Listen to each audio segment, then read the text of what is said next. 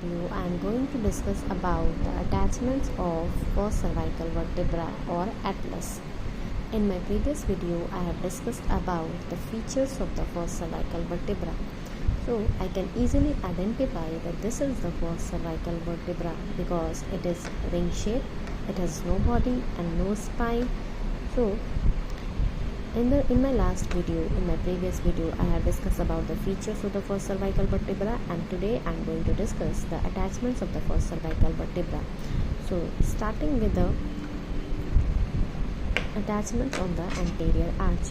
On the anterior arch, this is the anterior arch hole. This is the anterior arch, and on the anterior surface of the anterior arch, we have a tubercle which is known as median anterior tubercle.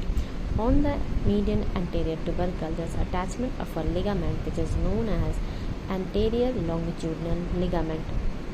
This anterior longitudinal ligament is attached on the ventral aspect of the bodies of all the vertebrae of the vertebral column and to the intervertebral disc. This anterior longitudinal ligament provides stability to the vertebral column.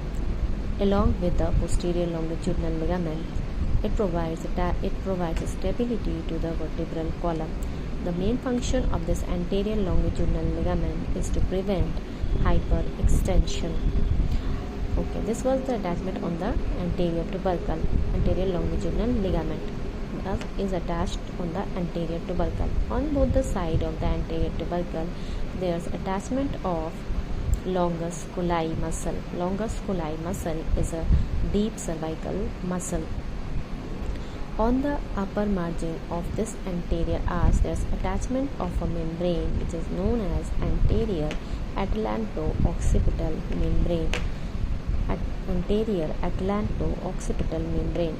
We all know that this atlas articulates, this superior articular facet of atlas articulates with the occipital condyle of the skull.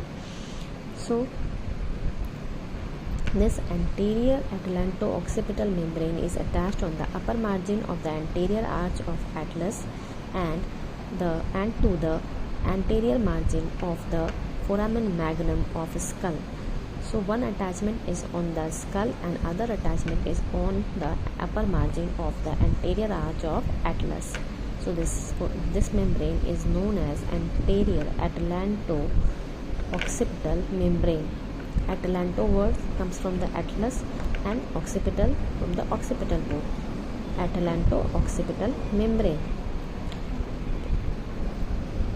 On the posterior surface of the anterior arch, there is presence of oval facet.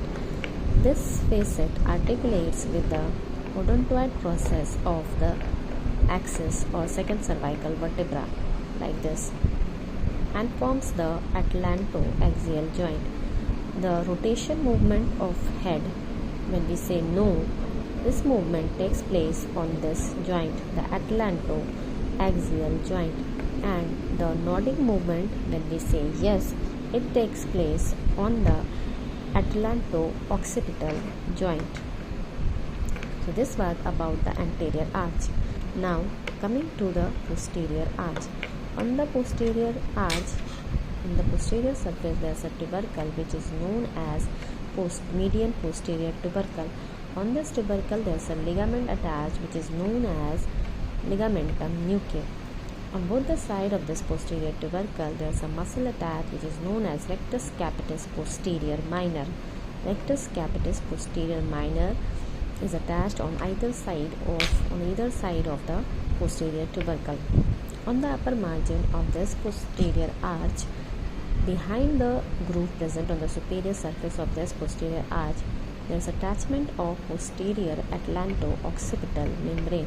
On the upper margin of the anterior arch, there was anterior atlanto-occipital membrane. On the upper margin of the posterior arch, there is attachment of posterior atlanto-occipital membrane.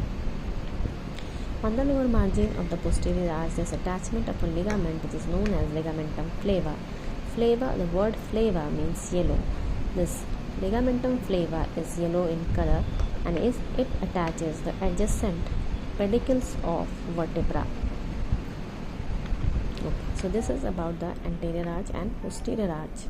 Now Coming to the lateral mass of the atlas. So this is the lateral mass of the atlas. It has two lateral mass on either side. Each lateral mass has a superior articular facet, an inferior articular facet, and transverse process. On the anterior surface of the lateral mass, there is attachment of rectus capitis anterior.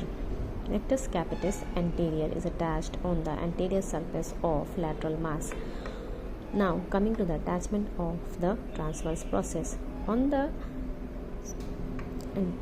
superior surface of the transverse process, on its anterior aspect, there is attachment of rectus capitis lateralis. On its posterior part, there is attachment of superior oblique. On the inferior surface of the tip, there is attachment of inferior oblique.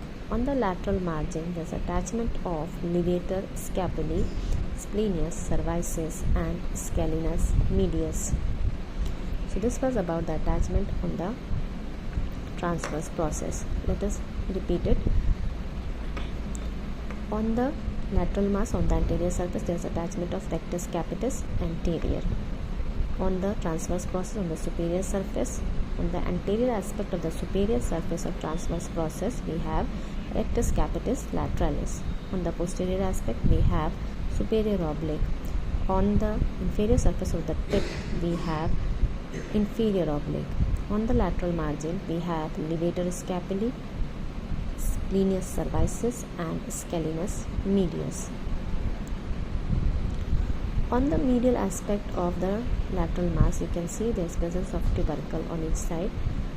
There is a ligament attached to this tubercle, which is known as transverse ligament of atlas.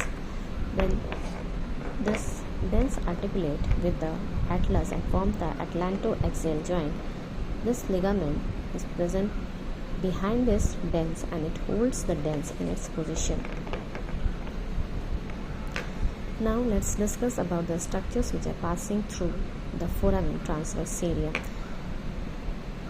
Vertebral artery, vertebral vein, and sympathetic chain passes through this foramen transverse area, and the structures which run on the groove present on the superior aspect of the posterior arch are third part of vertebral artery and first cervical nerve. So this was about the attachments of the atlas. Thank you for watching.